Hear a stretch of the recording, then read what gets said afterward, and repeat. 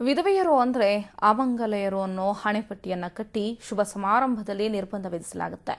ಆದರೆ ಅಲ್ಲಿ ಗೃಹ ಪ್ರವೇಶವೊಂದು ವಿಧವೆಯರಿಂದಲೇ ನಡೆದಿರೋದು ವಿಶೇಷ.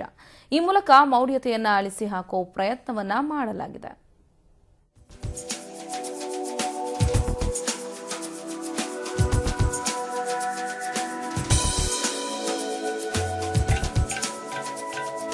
ಅರಿವಿನ ಸಂಕೇತವಾಗಿ ದೀಪ ಹಿಡಿದು ಮನೆ ಪ್ರವೇಶಿಸುತ್ತಿರೋ ಮಹಿಳೆಯರು, ಬುದ್ಧ, ಬಸವ, ಅಂಬೇಡ್ಕರ್ ಭಾವಚಿತ್ರದೊಂದಿಗೆ ನೂತನ ಮನೆ ಪ್ರವೇಶಿಸಿದ ವಿಧವೆಯರು, ವಿಶಿಷ್ಟ ಆಚರಣೆ ಮೂಲಕ ಮೌಢ್ಯತೆಯ ವಿರುದ್ಧ ಜಾಗೃತಿಗಾಗಿ ಸನ್ನದ್ಧವಾಗಿರೋ ತಂಡ.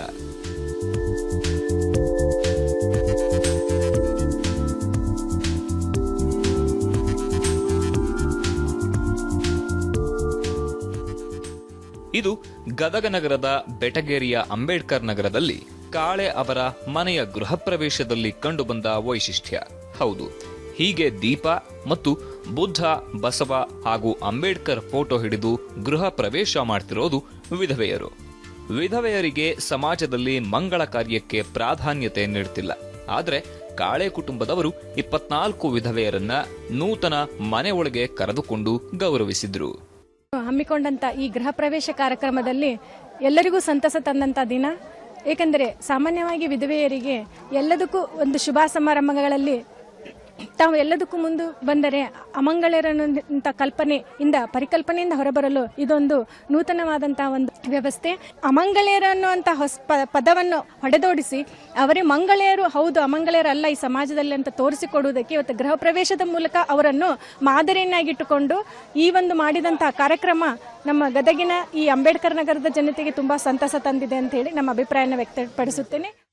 ಇಂದು ಸಂಸ್ಕೃತಿ ಹೆಸರಲ್ಲಿ ವೈದಿಕ ಪರಂಪರೆ ಹಾಗೂ ಸಂಪ್ರದಾಯದ ಮೂಲಕ ವಿಧವೆಯರನ್ನ ಹೀನಾಯವಾಗಿ ಕಾಣಲಾಗ್ತಾ ಇದೆ. ಹೀಗಾಗಿ ವಿಧುರರಿಗೆ ನೀಡುವ ಪ್ರಾಧಾನ್ಯತೆ ವಿಧವೆಯರಿಗೆ ಏಕೆ ಸಲ್ತಿಲ್ಲ? ಇವರಿಗೆ ಸಮಾಜದಲ್ಲಿ ಆದ್ಯತೆ ದೊರೆಯಬೇಕೆಂಬ ಕಾರಣದಿಂದಾಗಿ ಗೃಹ ಪ್ರವೇಶವನ್ನ ಇವರಿಂದಲೇ ಮಾಡಿಸಲಾಗಿದೆ. ಈ ಮನೆ ಪ್ರವೇಶದ ಸಂದರ್ಭದೊಳಗಡೆ ಯಾವುದೇ ರೀತಿಯಂತ ವೈದಿಕ ಮೌಢ್ಯಾಚರಣೆಗಳನ್ನ ಆಚರಣೆ ಮಾಡಲಾರ್ದನೆ, ಅಂದ್ರೆ ಈ ಮನೆ ಪ್ರವೇಶ ಸಂದರ್ಭದಲ್ಲಿ ಆಕಳನ ಪ್ರವೇಶ ಮಾಡಲಾರ್ದನೆ, ಆಮೇಲೆ ಪೂಜಾರಿಗಳನ್ನ ಮತ್ತು ಪುರೋಹಿತರನ್ನ ಕರೆಯದೆ, ಹೋಮ ಹವನ ಮಾಡದೆ, ಯಾವುದೇ ಆ ಥರದ ವಿಧಾನಗಳನ್ನು ಅನುಸರಿಸಲಾರ್ದನೆ ಅದನ್ನ ಮೀರಿ ಇವತ್ತು ಕಂಡ ಸತ್ಯ ಹೆಣ್ಮಕ್ಳನ್ನೆಲ್ಲ ಕರೆಸಿ ಅವ್ರ ಮೂಲಕ ಬುದ್ಧ, ಬಸವ ಮತ್ತು ಅಂಬೇಡ್ಕರ್ ಭಾವಚಿತ್ರಗಳನ್ನ ಮುಂದಿಟ್ಕೊಂಡು ಮತ್ತು ಮುಖ್ಯವಾಗಿ ಈ ಹಣತೆಗಳನ್ನ ಕೈಯಲ್ಲಿಟ್ಕೊಂಡು, ಹಣತೆ ಅಂತಂದ್ರೆ ಬೆಳಕು ಅಂತಂದ್ರೆ ಅರಿವು, ಈ ಅರಿವನ್ನು ಮುಂದಿಟ್ಕೊಂಡು ಆ ಮನೆ ಪ್ರವೇಶ ಮಾಡತಕ್ಕಂಥ ಕೆಲಸಗಳನ್ನು ಮಾಡಿರ್ತಕ್ಕಂಥದ್ದು. ಸಂಪ್ರದಾಯದ ಹೆಸರಲ್ಲಿ ಈ ತನಕ ಸಮಾಜದಲ್ಲಿ ಅದೆಷ್ಟೋ ಶೋಷಣೆಗಳು ನಡೀತಾ ಇದೆ.